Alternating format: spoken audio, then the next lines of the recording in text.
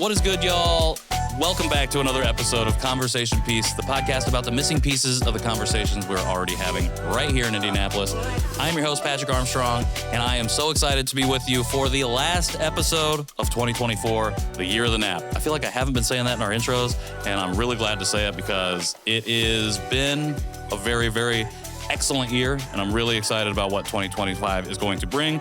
Really quickly, before we jump into this conversation, our website should be updated, and hopefully the store is up, but we 100% have merch right now. So if you don't see it on the website, conversationpeacepod.com, hit me up in the DMs, at conversationpeacepod, at Patrick in the World. Let's get you them shirts, because they're tight, and we have some really cool stuff coming in 2025 as well. With that being said, I am very excited about this conversation I'm about to have today. My guest today is a wonderful human being, a multi-hyphenate creator who facilitates healing through vulnerability and creative expression. Whether it's putting pen to paper through poetry and writing, crafting and communing via the bending and stamping of metal, or simply just being in community with others, you will find care and grace whenever you cross paths with her, whether directly or indirectly. I know because I've had the privilege, so I will tarry no further and let you know that it is my great joy and honor to welcome Korie Griggs to the show. Korie. Thank you. Thank you so much for being here. I already knew you did amazing intros and bios. So I was waiting for that. But yeah, you're going to have to send me that. Okay. Wow. You can take this piece of paper Yeah, home, I would love that. Absolutely. I would love that. Let's do it. That's awesome. Thank you so much for being here. Thanks for having me. Absolutely. I feel like, okay, help me out with the timeline because I feel like we crossed paths randomly much earlier on a year and a half ago, but I think it might have been at the humanities building. Was it then or was it before then? I can't remember. I think it was then. Okay. But this is kind of my storyline with a lot of people. Okay. Is I'll cross paths and not really know when or how or exactly where, but I'm just I'll notice a person and I'm okay, this is the beginning of something. Right. It'll be a story essentially. But what I do recall is the humanities building. Yeah. For, was it a panel or a focus group? I was in a program through IUPUI. Yeah. The Speculative Play and Just Futurities program with Thomas Nealand. Yes. Yeah. Shout out to Thomas. Cousin Thomas. That's that dude. Well, I think it just going back to the intro real quick. I think it just speaks to again that care and the love, the welcoming love. I think that just kind of radiates from your personality, at least from my perspective. That walking away from that interaction, even though the goal was not to meet you specifically, I was I want to continue to have conversations with this person. Yeah. And at the very least, I want to continue to follow the work that they do. And I just want to say I've been very inspired by the stuff that you've done. Wow. And just in that time frame. And I'm really excited to talk about some of it. But before we get to that, I did give you that introduction. But for people who are listening or watching right now who don't know who you are, do you mind sharing just a little bit more about yourself? Yeah, I'm working on trying to figure out how to do a Cliff Notes version of myself and my life. And the other night, this was asked to me. So I'm going to try to replicate that essentially. I am a person who just really loves to create. And it's what has gotten me through every season of life from literally the beginning of my existence. So I'm a creator, I'm a healer. And what by that I mean is art, healing, they're one and the same for me. Creativity, healing, one and the same for me. I'm a grief coach, death doula, end-of-life care, community worker. Let's see. Just a person who really loves coffee too. So I'm fueled by coffee. Yeah, it's a lot of things. I also say often I contain multitudes. So depending on the day that you interact with me, I might be in a different role than the next time you interact with me. So even, for instance, the day that we met at Humanities, I was very much in a community role, okay, I'm here as a member of the community to see what's going on in the community, which is always the main thread, collective care, community care, self-care, all of that. And then maybe the next time you'll see me, I'll just have my camera at a hip hop show. Who knows? So it's whatever feels good. Yeah. That's really it. I love it. Containing multitudes. We just had Fitz on the show. Yes. And he talked about, I called him an artist and his art style. And he talked about not wanting to be boxed into a label specifically as having a distinct style, but more of just being the artist and being capable of doing multitudes of things. So I appreciate you saying that, because I'm like, okay, I need to work on that language of how when I meet people being like, okay, I don't want to just assume that this is what you do and this is only what you do. Yeah. I want to make sure that there's space for you to be all of the things that you do. Yeah. And I want to approach it with that curious nature. So I love what you said, like healing and creating one and the same. When did those things become one and the same? Were they always one and the same, or did you have to work to bring those two together? Yeah, I think they've always been one and the same, but I didn't have language for it. So I started journaling really intently when I was 8 years old. And like, that's when my writing practice really began. And now when I look back on some of those writings and journals, I'm like, oh, like it's always been healing. Like that's always been the space for me to get out whatever's in here so that it's not like splashing out in the world in a harmful way. Sure. And I was very much like, when I was 8, that's when my brother transitioned. And so my mom was navigating a lot, like losing a child. And so I was like, well, where can I put all of this that's like creates more ease for her? Sure. And I was like, a journal, like, let me just write, let me create. And so looking back at it now and having more language for it, it's always been that. Yeah. Like, and then from there, every other creative style evolved. So music, all the things. Yeah. Very interesting to think about at 8 years old, already wanting to care for not only just other people, but specifically the people in your life that are supposed to be your caregivers too. Yeah. And knowing, okay, for whatever reason, maybe not having the language, but like, I have to help meet this person where they're at and like take some of the stress off. Yeah. What made journaling the thing that you wanted to do? There was this program called Young Authors at my school where they would give you essentially like a completely blank book. Like the cover was blank, the pages inside were all blank. And it was like a competition. And I am an Aries, so I am also competitive. And I was like, I'm about to make the bomb story that's gonna like win for 3rd grade. Yep. It's gonna do it. And that just sparked everything. Cause I was like, oh, you can write anything. Like pages can just fill. Like you can just fill them with whatever you want. And so it was like just a space of freedom for me. And I spent a lot of time just like kind of trying to stay out the way of the adults in my life. And now I understand like, cause they were grieving. Sure. But I would just like be outside or like in a book or writing or something. And so I think switching from having a diary to a journal was also a thing. Like I was very much like, well, I don't like, boys were annoying. So I was like, I'm not about to sit here and write about boys. Right. But I'm going to write about, but I was like, I'm going to write about like whatever I'm thinking or feeling. Yeah. And I'm grateful that I kept those like private because I think it probably would have been a bit concerning for like the adults in my life. Sure. But I'm also just grateful that I even like had some kind of outlet because I don't know where that energy would have went had I not been putting it somewhere. But yeah, Young Authors is really what like sparked everything. Like I was like, oh, I can do this and I could win. I don't remember if I won, but that's all like, that was my like driving force. Yeah. It created the foundation and the memory of winning or losing wasn't important, but the practice that you walked away with, the staying power of that, super important. I love that. Because I feel like when I was researching and reading up about you, poetry specifically comes up first. And you talked about just like the writing practice starting from journaling. I was wondering when like poetry became a important part of the practice of writing for you. Yeah, I didn't know that I was writing poetry. Like I didn't know that that was the style that I was using. Like I was naturally writing in prose or narrative form.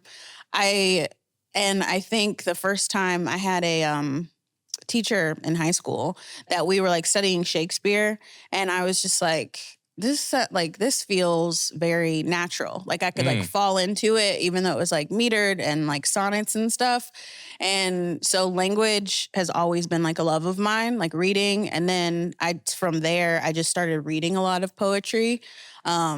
just exploring written word more. Yeah. And I think then I connected the dots of like, oh, I've been writing poetry, but had no idea.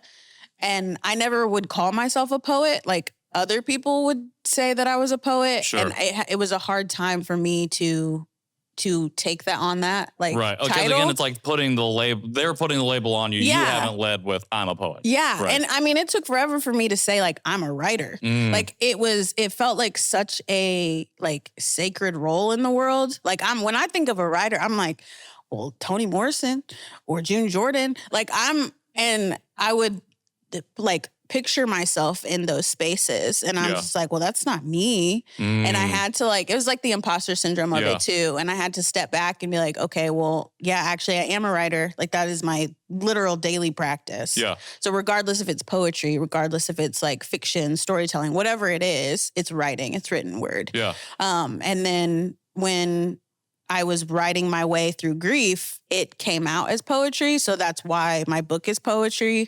I don't know that I could have done it any other way. Like that's just how it came out. Yeah. So I was like, okay, I guess, yeah, I am a poet.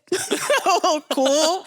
And now I do know it. So yeah. Well, it's just like another tool in your bag to go to. And people might mistakenly think that's the sword that you wield and the only sword in your arsenal, but you have a whole plethora of, I don't know why I went to violent weaponry type things. I like weapons. You're a metalworker, maybe. I was just like, I don't know why I went in that direction. But it's just like, you have, again, you're multifaceted, multi-hyphenated as a creator. You're a creator first. And that's like taking that practice beyond just the writing. When did you start to add to the hyphens? When did you were like, okay, I'm a writer. I'm doing all of these different things from a writing perspective. Now I want to do something else. Yeah. Well, I can thank my grandparents for that because they just wanted me to keep me busy.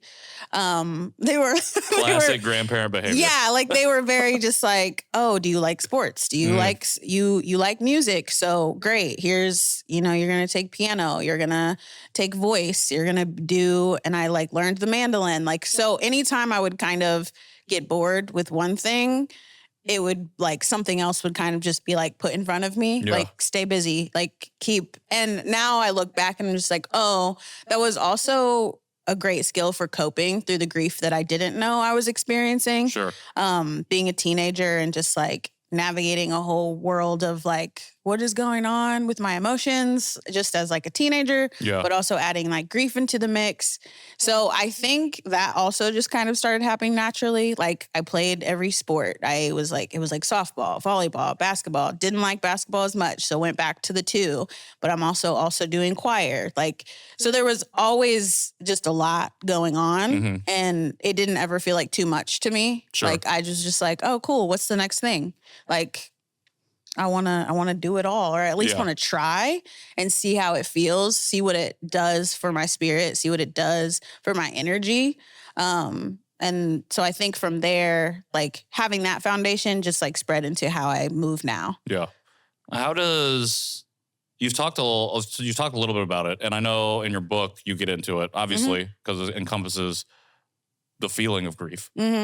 What you've talked about navigating those things, but not knowing that you were navigating at the time.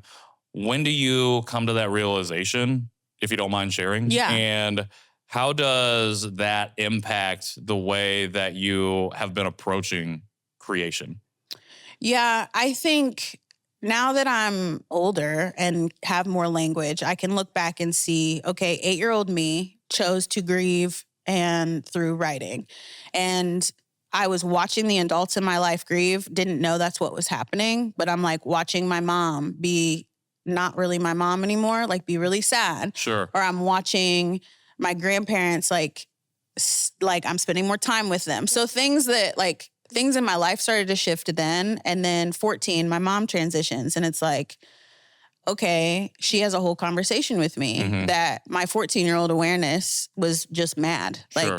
What do you mean? Like, my life is going to be terrible now because you're my mom. Right. So I obviously want my mom here. So now when I look back on those times, I'm just like, oh, I chose to just move energy, but I didn't know what I was doing. Like, I just knew I wanted to feel differently. Yeah. I didn't like the feeling of not wanting to get out of bed. I didn't like the feeling of like, I don't have energy to hang out with my friends or play sports or do these things that like were bringing me joy. Yeah. And so I would just try to find like remedies. And now that like through therapy and like books and my own just like seeking of knowledge, I understand like, oh, I was constantly in pursuit of healing in some way. Like I didn't want to feel this way. So what could bring me from here to here, essentially.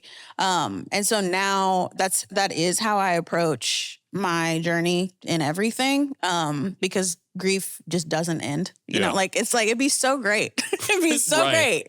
But like this past October marked 20 years without my mom. Okay. And I thought that I would feel almost just like that it would be easy, I think. Sure. Like, I think I was just like, oh, 20 years. Like, that's 2 decades. Like, I've been doing these things, having these practices, healing out loud, quite literally, but it like rocked me because I was just like, oh, it's been 20 years and I still feel like it was yesterday. Yeah. Like, I can still recall all of these memories. I can still remember the very last conversation we have.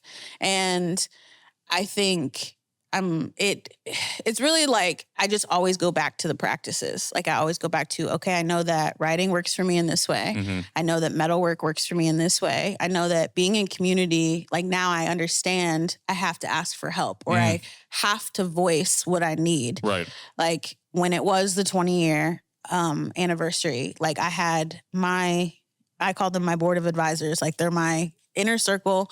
And I was like, y'all, I don't know what I need, but I need something. Yeah. Whether it's like prayers, energy, food, I don't know. Like y'all know, but I don't. So, but even that showed me like the true power in staying committed to these practices that even before I had language for them, like returning to them and just staying in the practice made it way easier when it was like a really hard day. Yeah. Because those are still going to come. 100%. Like, always. I think that the buffer of time feels like you said, makes things easier.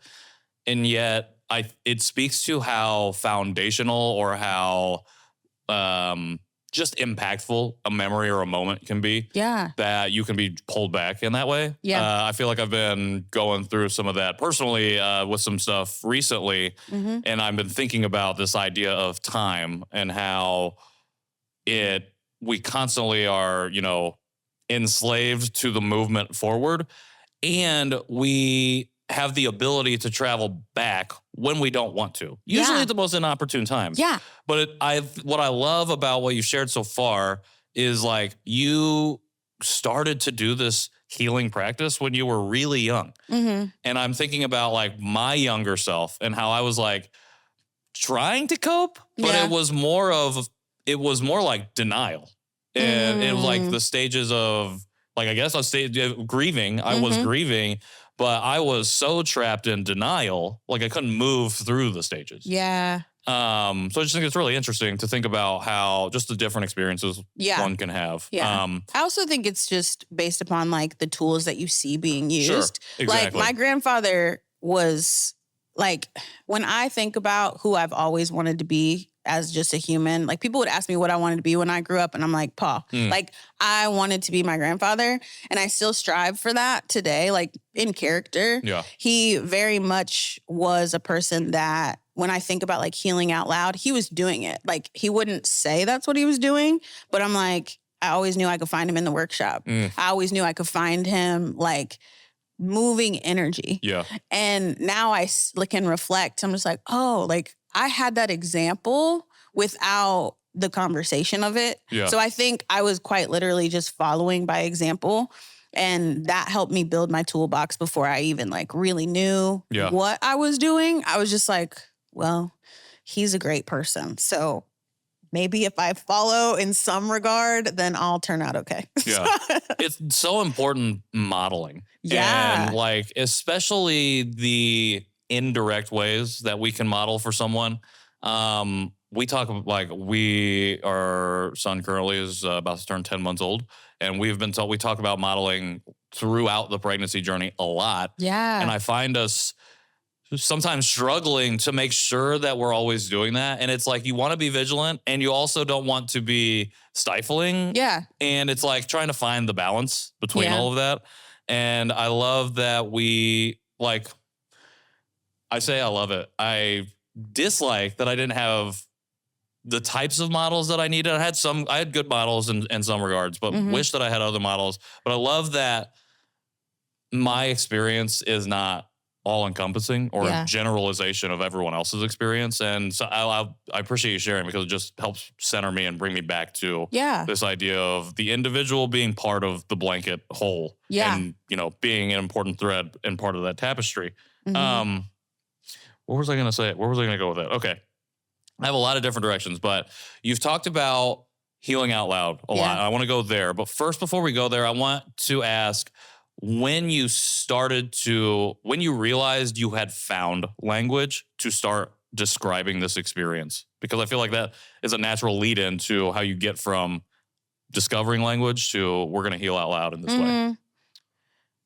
I don't know that I've ever thought about how that connected, because it really just kind of feels seamless when I think about just the trajectory of my life. I think probably though 2021 was the most impactful year of my life in terms of I had to get really real with saying the hard things out loud. Oh, okay.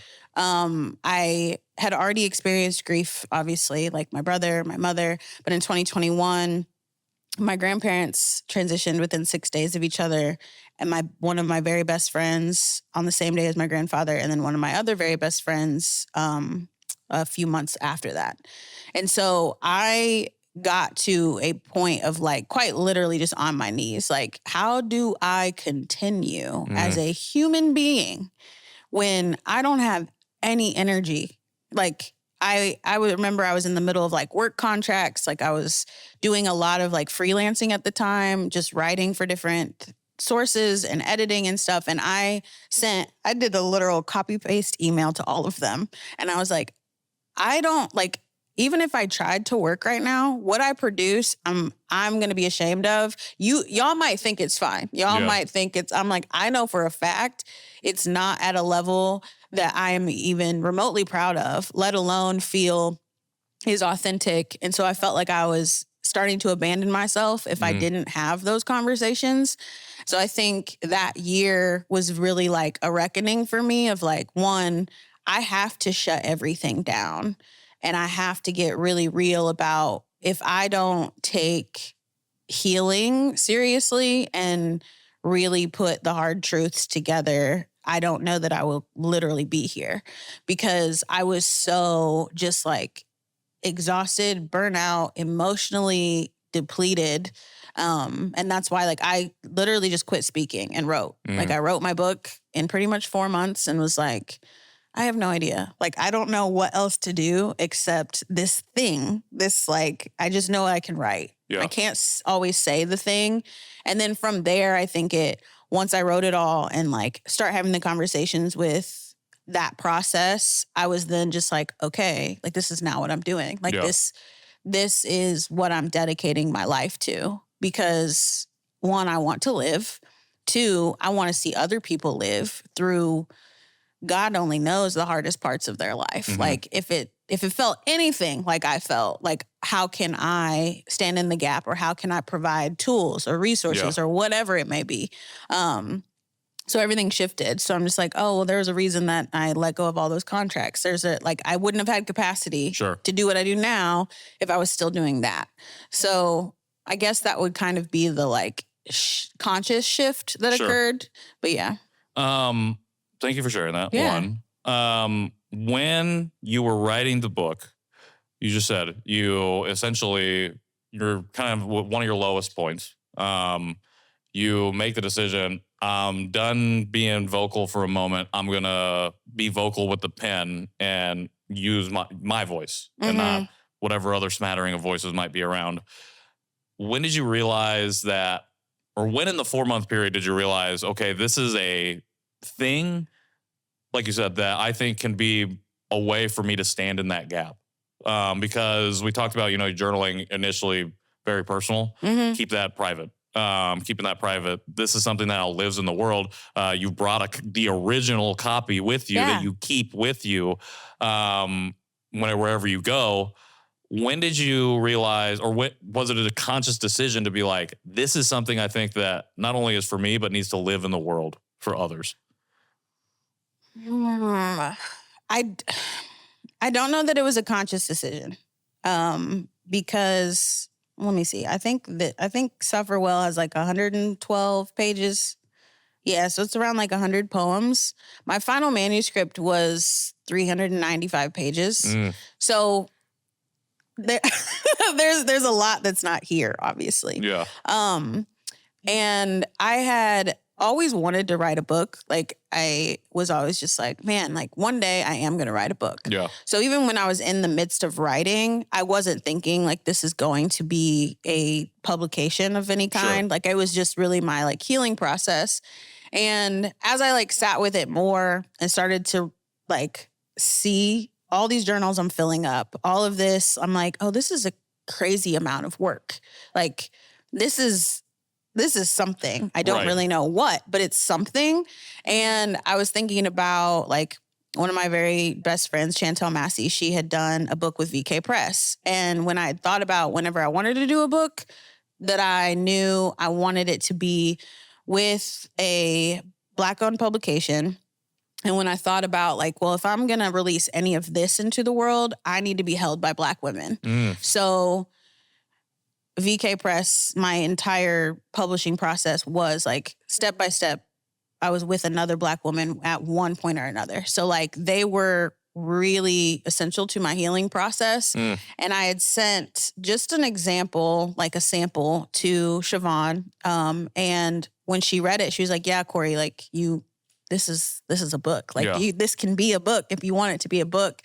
And I had some extra funds and was like, well, YOLO. Like, okay. I went on this like wild journey of like, well, everybody just unfortunately died. And what if I'm next? So let me like hurry up and do all the things I ever wanted to do. Like when I tell you I was traveling, you couldn't have told me any, like at that, like in that year, if I felt it in my spirit to do it, I did it. So that's really like also great that came out of that was just like you literally only live once. Yeah. So what am I going to do with my time? And so it just it naturally evolved of like, okay, I wrote all this stuff. What can I now do with it? Because I didn't feel right just like letting it sit in these journals. Okay. Like that was another thing. I was like, if this is what got me through, then it's got to help get somebody else through too. Sure. Like there's like, we all have that in common. Yeah. Grief, losing, loss, whatever kind of grief it is. So it just naturally evolved, and the process was huge in my healing process because I'm like, oh, I could say all the hard things. I could cry with them. I could, anything that I needed to do, I could do. 100%. I think I've said this multiple times for multiple different things, but I think misunderstandings that we have with loss is that it is only taking away. And while we do lose something, I also feel like it can be a building block to other things. And again, like you have to go through the healing process to find that next place that you want to go. Yeah. That's why I always tell people I'm grieving and grateful because I quite literally would not live the life that I prayed for in this exact season had I not experienced all of that grief. Sure. Like, I wouldn't even literally live in the home that I live in. I would there are all of these aspects about my life that I remember praying, like, I just want to live creatively. I just want to make art. I just want to help people. Okay, well, I couldn't have done any of this without like the hardship that I went through. And that's a hard space to sit in sometimes because it's like, would I choose that? No. Like I would have never chosen all of that to transpire. So it's the simultaneous like, yeah, I'm grieving and I'm very grateful because it's all been necessary. Yeah. And like, again, like we can live in the multiplicity. We do contain multitudes and to distill it down or pull it down to just one or two options is not allowing us to live into that full humanity, to access all of the different ways that might push us into the directions that we didn't even realize we could go. Yeah. There's been a few terms that have come up a number of times, and I want to get your specific definitions for them, if you don't mind. Yeah. The first one is grief. Mm-hmm. What is Korie's definition of grief? Ooh. Wow.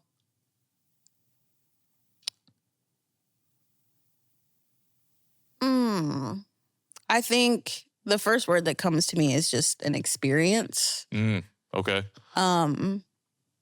Because grief takes so many pathways. Like when I think about grief, I don't just think about death and loss. Like I think about life transitions. I think about moving. I think about friendships evolving. I think about me not being the version of myself I thought I would be in this current like age or whatever it may grieving be. hypotheticals. Like all the things. So it's hard for me to even like put a full explanation on it. I think like experience is the best thing because I'm just like it transforms and takes new shape all the time. Yeah. But it ultimately it's an experience. And it's an experience that it never ends. Like, so but it always takes new shape. Yeah. Like even what I was grieving last year looks completely different this year. Yeah. So it's still there. It's still an experience, but it's morphed into something. Like sometimes I think about it like flubber. Okay. Like that, you know, it can quite literally morph, but when it like goes into a different substance, it's doing something different. It's acting different, but it's still the same thing. Like it's still the same thing. It's just like, I don't know why. That's like, a pretty good analogy, to be honest. Flubber often comes up in my life. I don't know what that's about. We got to unpack that sometime. Yeah, like I'm like, but yeah, like it's like that. It's like, it's an experience and it just like, it's a shapeshifter. It morphs. I love that. The next one, healing. What is Korie's definition, or how does Korie define healing? I define healing. It's a messy conglomeration of emotions and experiences, and I never know what I'm going to get from it, but I know that it puts me closer to my wholeness, which is what my whole goal is and what I want to see for everyone.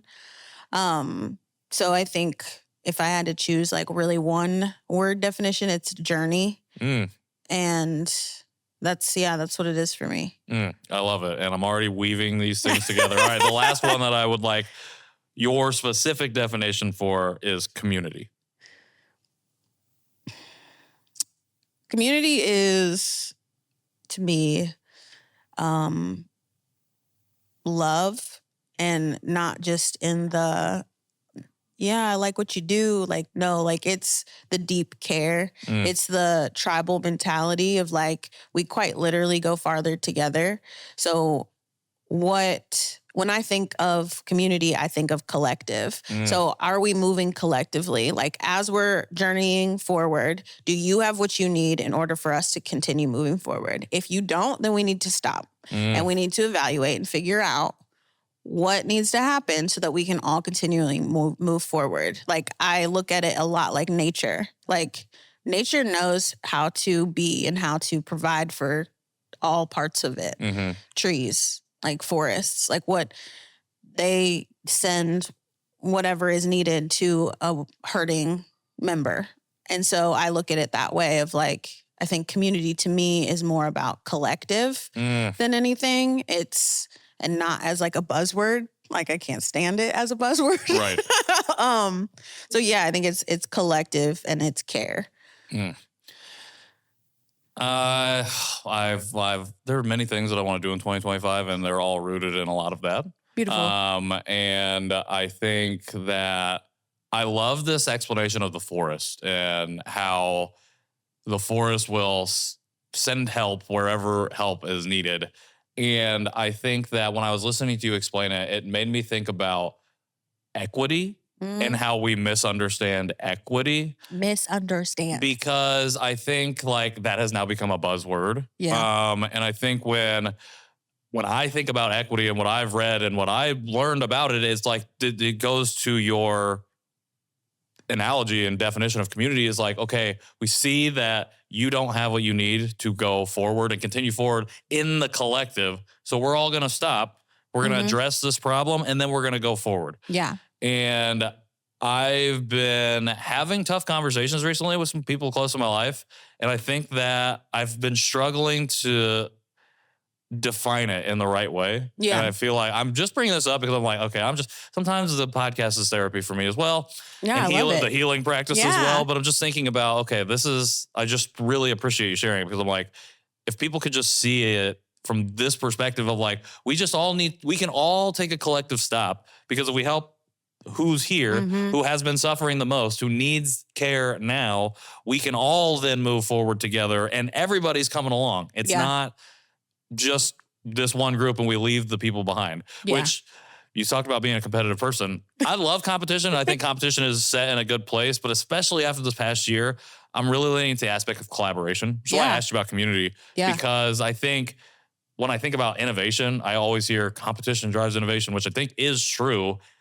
And I believe that collaboration can drive innovation further because collaboration is about how do we all come together and make us go to this goal and reach this goal. Competition is how do we each come up with the best solution and then we win and other people lose. So naturally somebody's going to be left behind. Yeah. How do we move collectively so we're not leaving those folks behind? Yeah. And I think when I think about competition now, it's like I'm competing with myself. Sure. Like, you know, it's like there's room for that, of course. Because it's like, okay, how can I surpass this version of myself that I've been? But I'm very much in that same vein of like, no, it's like, let's move collectively. Let's collaborate. Let's if I have something that you need, bet here. I wish we could just barter. Like if we could go back to bartering, I would thrive. Yeah. Love it. Like what you need? You need you need me to wield something for you? Cool. Like, let's just do that. You know how much easier it would be for that to happen. Me too. Yeah, we have to get into that. We have to get into that. Okay. The reason I asked you about those three particular things, you recently partook in a series called Petals and Patriarchy, which I think is all of those three things mishmashed together. Yeah. That was really incredible what you did. Particularly your series, your part in the series. One of the things that you talked about in the series was your work being rooted in your ancestors. You just talked about how or off mic, we talked about how you're now back in the childhood home you grew up in. In the Petals and Patriarchy, you talked about the shop that you do your metalwork in. That was the shop that your grandfather did that work in.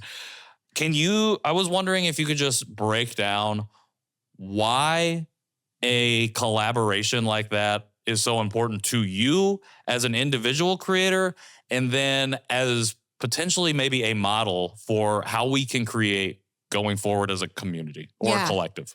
Yeah, I've always loved collaboration, and Sarah, who did all of the photography for that, she has captured me in so many seasons of life. And when I tell you, that's also been integral to my healing is seeing myself, because she makes me see myself. So as soon as it was like anything Sarah's in, I'm like, yes. Like it's always a yes, like whatever it is. And then just thinking about the integration of even like the flowers and like honoring. And when we were like talking through just what it could look like, I'm like, oh, this is quite literally gives visual to like turning the graves in my life into gardens. Like how flourishing can continue from a space of grief, from a space of death. Like things do have to die in order for new to come. Yeah. Like it's the circle of life. Like it just is what it is. Yeah. And so thinking about like collaborating in this way, it was so sacred. And I love being able to bring people into my space in that way too, because I can't take the workshop anywhere else. Like I can bring my pieces with me and like, yeah, maybe you can feel the energy, but there's something so sacred about creating in a space that those that went before me have created. And like, so it's a collaboration with ancestors. It's a collaboration with community now. It's a collaboration with the future of what can this look like if we actually just get out of our own way and are like, yo, what do you need? Like, cool. Tell me what you like. Let's be able to be vulnerable enough to say, I need this to bring this vision to life. Sure. And that's what both Sarah and Madeline were doing. Like they're reaching out and they're like, hey, this is the vision. This is a bet. Let's do it. Like to me, it's simple, but people overcomplicate it all the time. And like I'm in the midst of a really big collaboration right now, trying to push out like care packages. And it's the slowest journey because every single piece is a collaboration, but I wouldn't change it because it's like, it's necessary. No, it's probably supposed to move at that pace. Yeah. Like it's not supposed to be rushed. Yeah. Like so I think it's a beautiful model. And when you think about that, it requires us to practice vulnerability. Like it requires us to say what we need. Yeah. It requires us to speak our ideas out loud, which is a vulnerable thing. Like, especially in creative culture too. It's just like, because it's been deemed that if you share your idea, somebody's going to take it or this, that, and the other. And it's like, there is so much room out here and nobody's going to do it how you do it. Exactly. So you know how many podcasts there are in the world? There's a lot. But nobody does it like you do it. You know what I mean? Like I look every day and I'm like, okay. Yeah. But it's like, you're the only you. Exactly. So it's like, and the intentionality of it. So I don't know. I don't even know if that answered the question, but that's just what came to my mind. No, 100%. I think it 100% answered the question. And I love what you're saying about sometimes we got to get out of our own way. And I think we put a lot of barriers in front of our own selves. Like it's really easy to do that. And then there are those institutional barriers as well, which then can potentially create more personal barriers because we don't know any better. And so before we get to that, I feel like your answer actually perfect segue into two different questions. So the first one is, I want to stay on the spirit of collaboration. We have a recurring segment on the show called Give Them Their Flowers, where our guests shout out who won or whoever they want to shout out and give their flowers to at the moment. So I want to ask you real quick, Korie, is there anybody that you'd like to give their flowers to today? Oh, man. I got a list. I'd really love to give my flowers to the Black men in my life. Okay. Who have showed up and healed me in ways I didn't know that I needed. Like helped me move through my father wound, helped me. And there's a collective of them. Fox, you just talked to him. Shout out Fox. He's one of them, but even like that brotherhood, Vince was like essential to me even meeting most of those guys. And just being able to like sit at tables with them and hear them just say the real things in their life and be vulnerable and be transparent gave me permission to then do that too and feel safe and held in that. And there's a long list of them, but I just feel like Black men don't get their flowers as often as they should until, unfortunately, it's after they're no longer here. And so if I could, there's a project that gives flowers to Black men. And I'm like, let's do that. I would love. There's a thing that actually does that. I think it's out of Chicago. I don't want to get the name wrong, but I think it's out of Chicago. If we figure it out, we'll put it in the show notes. I know it's on Instagram if I check my phone. We'll definitely do that. But yeah. I love it. I love it. Shout out to Black men for doing it. Shout out to Madeline McKinnon, Freeda's Flowers, for sponsoring this particular segment. Freeda'sFlowersIndy.com for all your floral needs that you might need here in the city. Which brings me to the second part of that question, which is the institutional part. So I think you gave a lot of great examples how we get in our own way and why that's something we need to stop doing. If we get out of our own way, we can go really far. And then I brought up the institutional side, the institutional barriers. You were recently named a recipient of the Creative Renewal Arts Fellowship Grant, which is awesome. Thank you. Super awesome. You get a decent amount to create, to do the thing that you want to do, and like really pour into that focus. I want to ask you I want to ask you what you might be focusing on. But before I do that, to talk about this institutional barrier, I wanted to ask where you think the arts community and the city or in this area is most underserved, and how something like this program hopefully helps to better serve that area. Yeah. I think when I think about the spaces that are underserved, I think in terms of like artistry, oftentimes visual arts is like highlighted major, which is beautiful as it should be. But there's all of these other art forms that are deeply healing and deeply impactful that just because you can't like quickly see them and access them in that way, they kind of fall to the wayside. Sure. And I speak from that from like, for instance, with my metalwork, like I've applied to so many grants, so many like fellowships, all these things. And the answer has always been no, because it's not deemed the like art form that they're looking for, or even just with like literature. Sure. Like I would love to see people read more. I would I would love if people would read more. And that's just on basic principles. Like just read the caption. Like just read. So I think like being able to have like literary spaces funded more would be incredible and help just keep education and equity even like the more that we can educate each other and our community and the outside communities, whatever it may be, I think that we'll be able to go farther. And so I do love programs like Creative Renewal because like it is so broad. Like I'm under the multidisciplinary category, which there's a lot of spaces that don't even offer that. Like it's either you have to be very specific or you don't even get a shot. Sure. So to know that, no, I applied with the lens, and I've applied several times. So, but I'm so grateful for this time because it's right on time. Like I don't think I could have stewarded it well if it would have happened previously. Right. Now I'm in a season of life. I'm very clear on my purpose and the direction I need to go.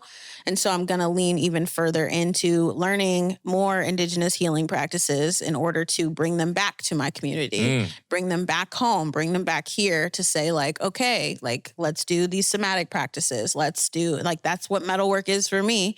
And just really like exploring what that can look like. But I think if we can push the limit further of, hey, like art comes in so many forms.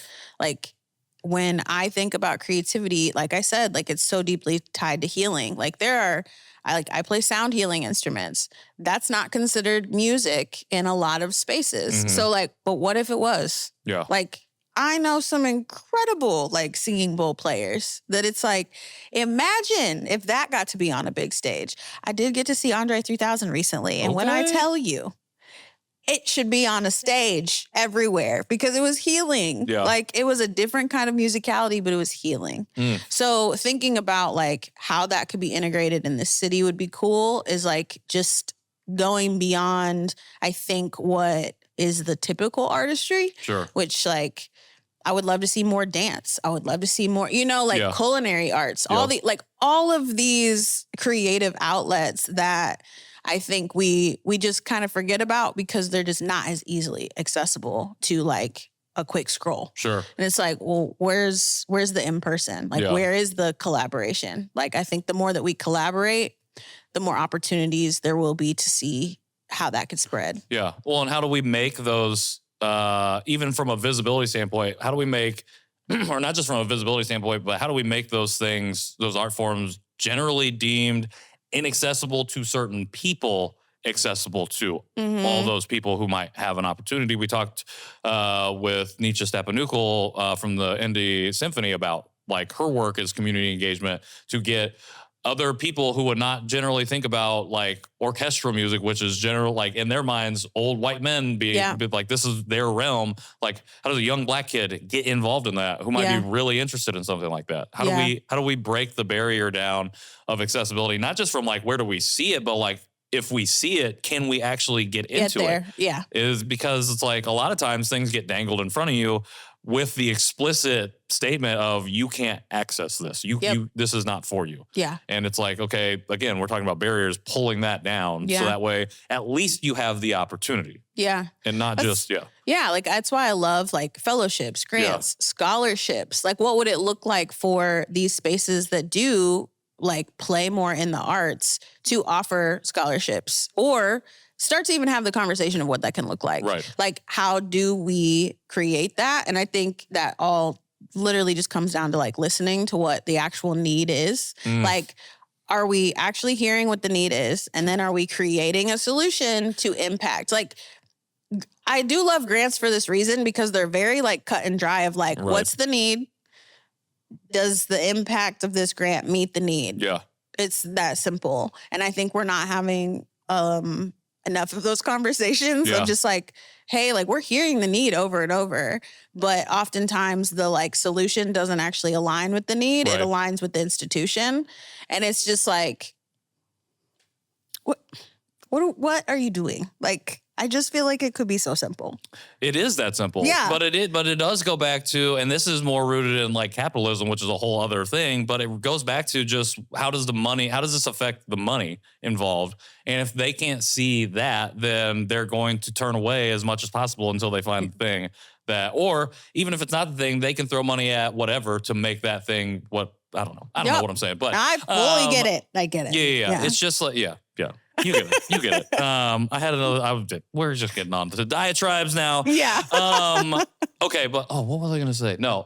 I was going to tie something back to something you said earlier. Some of that came full circle for sure. And when I listen to this episode back, I'm definitely going to figure out what it was. Yeah. But until then, what I want to do, okay, so you talk about you want to bring back more indigenous healing practices back to your community. That's kind of the focus that you'll be doing for this grant. I wanted to know as well, like when you said you applied for this a number of times, now that you've gotten it and like you said, you have this clear focus that you maybe didn't have before.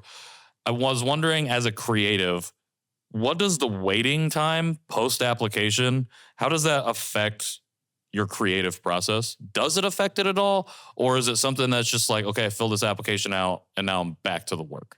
Yeah, I think it didn't affect anything for me because anytime I apply for any kind of grant or anything, I'm already thinking about how can I do this even if I don't receive it?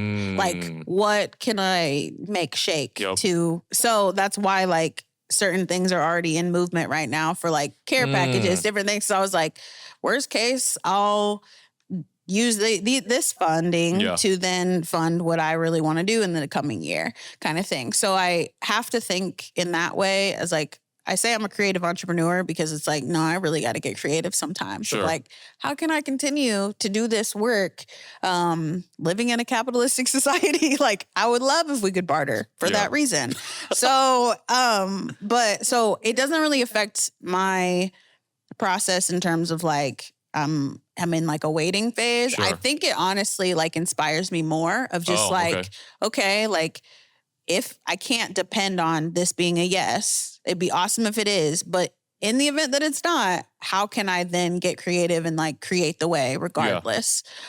Which comes back down to like a lot of collaboration, a lot of, okay, I know this person does this thing really well and I do this thing really well. It'd be awesome if we just come together and do the things really well. So I don't really let it affect me. Oftentimes when I apply, I just like kind of forget about it. Sure. Like let go, let God. Like I'm going to find out when I find out. Because you already got it in emotion. Right. Yeah. Yeah. It's like, it's going to happen regardless. I think this time was really impactful though, because I was in the line for early voting and I checked my email and got it and I was undone. Like it was amazing because I'm sitting there like, here I am in this line of like so much uncertainty and at least here's something certain. Right. Like it was like the perfect timing for me of just like, okay, like something to look forward to. Like like it felt like a breath of fresh air in that moment. So the timing, God knew because I needed it. A lot of like right timing in your story. Yeah. I feel like, well, that's definitely been a big player in mine, but a lot of the conversations I've had, it's like, when we start to look through our stories and we actually voice them, it's like, oh, that was supposed to happen at that time. Yeah. With like the hindsight being what it is, like being able to reflect on something like that and realizing, oh, that lined up really well. And I didn't even think about it lining up to push me now to sitting in this seat across from you and having this conversation. Yeah. Man, you know what's hilarious? I remembered what I was going to say about the other thing. Circle back. Now I've forgotten it again. I literally oh, wait, no. Yo, I do remember. And it actually all ties in because you talked about we hear the need. We're hearing the need, but the solution that we've built does not align with what the need is. And you talked about earlier, like asking, we need to know how to ask for what we need. And like when we think about personal barriers and then institutional barriers, like keeping us from being able to voice the need, that's what happens with new institutions is like new institutions come along and they don't ask the community what it is you need and let's build a program for you that serves the need. They build a program, take it to the community. When the community they don't accept the program, they get upset at the community, and then it's like more wedges of division. Yeah. And so again, I think that's just like thinking like that is pushing me towards this idea of collaboration as opposed to competition. And not that the competition is bad, but it's just like, can we have a conversation about this and then figure out how we can move together, doing our own things that we're good at to make a better whole of whatever that is. You talked about as an individual moving towards wholeness, healing. Like, I love that. I feel like we need to be constantly on a journey of healing as a collective in order to reach that. And by healing, it means we're working together to amplify each of our own individual skills. Yeah. That's what makes the tapestry so beautiful. So that's one of my biggest affirmations is I want whatever brings us closer to our wholeness because it's not just about my wholeness. Right. Like, yeah, that is also a pursuit of mine. But what does that do if I don't have, if we're not there together? You know, like, what's the point? 100%. Like, I don't care about this whole, like, it's lonely at the top. Why? Right. Who's top? Yeah. Why can't you wait? So they can't come with me to the top? That's what I'm saying. That doesn't make sense. Right. Yeah. Korie, I appreciate everything that you shared so far. I've got 3 more things for you. The first one is you posted on your story. So we're recording this in November for everyone, even though this is December that you're listening to this.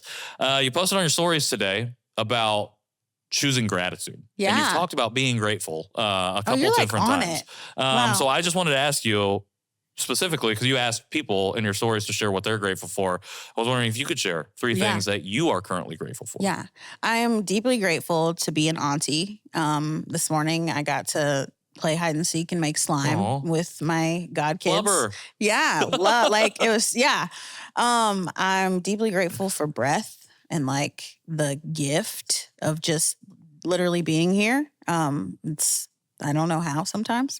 And I am deeply grateful for community and spaces like this to actually have, to me, the conversations that really matter, like authenticity and just like being real. It's like at the end of the day, like we're all human, but it's like, let's like be better at being human. Yeah, we can do better at it. Essentially, if we know we can do better, there's no reason to not choose it. Yeah. For sure. Yeah. Well, I appreciate that. Thank you for that. The next thing is you brought a couple of different things. We've been doing artist highlights here in the city, and we talked before. I was not sure what you might bring. Yeah. But you brought a lot of stuff that we couldn't fully display in the background, but I want to give you an opportunity to share some of the stuff that you got going on. Yeah. Cool. Yes. So obviously my book, Suffer Well, Poems for the Grieving. You can usually get it locally at Ujama or Black World Schoolers, the Bookmobile. I also brought one of my bucket hats, my healing bucket hats. This is my favorite thing that I've ever made. And that's all linked on my Instagram, all that jazz. And then my journals that just released. Healing Looks Good on You. And you can't pour from an empty cup. And there's a few copies available at Ujama right now.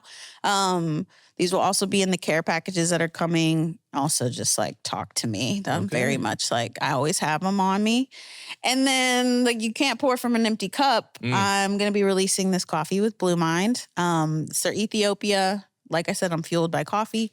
And the whole thing is centered around happy first sip. Like, let's slow down long enough to just like make your coffee, enjoy your time, a moment of gratitude, make it be a happy first sip. What does that look like for you? So yeah, that's a few things. And then I don't know, I probably have metalwork in my pocket somewhere. We got it right here. Got it on my, yeah. Look at this amazing piece that she gifted us. Yes. So that is a literal conversation piece. A literal conversation piece. Yeah. And, you know, I make spoon rings, fork rings, silverware, all the things. So literal creator. Yeah. Literal creator of things. I love it. I'm Thanks. absolutely here for it. Again, thank you so much for taking the time to sit down and share. We didn't even get to your doula work, and I have been like in the back of my mind brainstorming a doula specific series because there are a lot of things that I would love just learn about in that conversation. Yeah. That's a deep dive. So yeah. that would, So we're definitely gonna have to set up another time to talk about that. But last but not least, before you go, how do we support you? How do we find you? Where do we get all of this stuff? Before you go, how do we do that? The website for Happy First Sip will be live probably by the time this airs. So it's happyfirstsip.com. And I'm on Instagram. Korie is my name. Korie is my name. And really, yeah, that's the best. Like, I like to meet up over coffee. I like to just hang out. So anyway, I'm happy to connect, share all the things. 100%. We'll have all of that linked in the show notes. Happy First Sip. Korie is my name. Everything that you got going on, Healing Out Loud. I know that you're doing a really cool thing with 1,000 Words, Indy, too. Like, isn't that a partnership you got going on at the moment? Well, I don't. Sarah does. And I just Sarah. Okay. So Sarah Janae, this is the last week for the Rest Lounge. So by the time this airs, that won't be. But my hope is that could be like a permanent fixture somewhere. Like an actual just place to rest. Because it's incredible. Yeah. Like, she's such a great curator. So she's another Sarah in my life that I will always say yes. Yeah. So I've just been going and supporting and really just like, please go and rest. So yeah. I love it. Shout out to the Sarahs in our lives. Yeah. Shout out to Korie. Korie, thank you so much again. Can't wait to have you back and have another conversation, and can't wait to just follow along in everything that you're doing. Yeah, thank you for everything that you do. Thank you. This was awesome. Thank you. For everybody else, new episodes every Tuesday on YouTube, wherever you get your podcasts. At Conversation Peace Pod on TikTok, YouTube, and on Instagram. Make sure you go to conversationpeacepod.com for the archives. We have cool stuff in the merch store because that is definitely live right now. And last but not least, we have really big announcements that are coming out pretty soon after this episode. So if you've made it to the end, thank you. And stay tuned for those announcements. Stay plugged in. Subscribe to the YouTube channel. That is one of the best ways to help us continue to grow. For everyone here at Conversation Piece, I've been Patrick Armstrong, the team, John Overton, Mike Lee, the guest, Korie, the non-existent flowers, but our wonderful friend, Madeline, and everybody else. I'm Patrick Armstrong. This has been Conversation Piece, and we'll see y'all in 2025.